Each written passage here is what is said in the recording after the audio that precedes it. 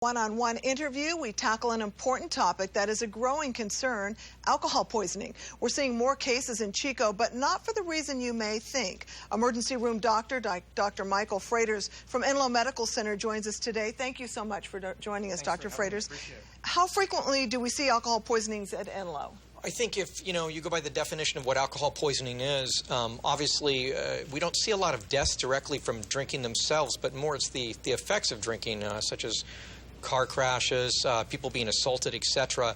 But we do see a tremendous amount of people coming in with alcohol, not just students, but people who are regulars that live here year-round, essentially. So, how many cases would you say on a nightly basis do we see? I'd say probably Thursday, Friday, Saturday night, which is pretty much expected. We see anywhere from probably 5 to 20 some nights. So it really is a variable night. And one of the things about our job that is tough is you can never really predict, and that's a whole nother issue. But we definitely on the weekends will see a fair amount of people coming in, and even throughout the year, there's people who drink on a daily basis that we see outside of the student population. Now, being a college town, one might think that we would see a lot of these cases involving students. Is that actually the case? No, I think it's sort of actually kind of a myth in some ways, because although we seem to predominantly see more students to people when they come back into town, for the most part, it's pretty steady throughout the year.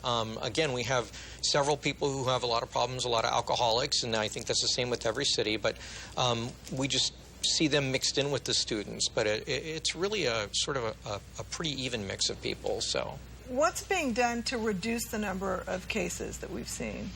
Well, I think, there's the Chico State, the Campus Alcohol Drug Education Coalition, which was formed, and Enloe actually works with them to try and educate and help. And I think people are more and more aware about something like this, getting it out as far as information and education about it. There's the every 15 minutes they do for the underage drivers at the high school, which is really a great program as well. So, like anything else, particularly associated with medicine, I think it's more about education and just getting it out there. Social media is a huge thing, something like this, and people have such easy access to those types of things. I think programs like that will really help.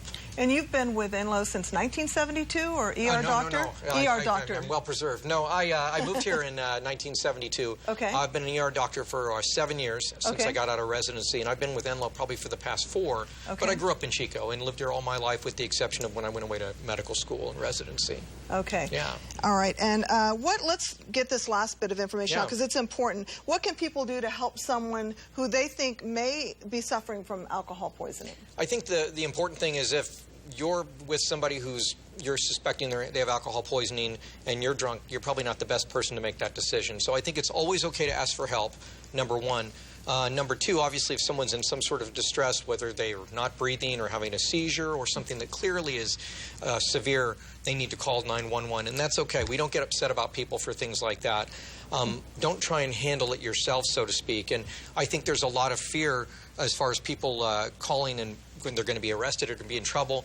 We don't report that. We're there to help people for medical problems, not legal problems. So, Dr. Fraters, thank you so much for your time. Oh, yeah, Great information. Yeah, we appreciate it.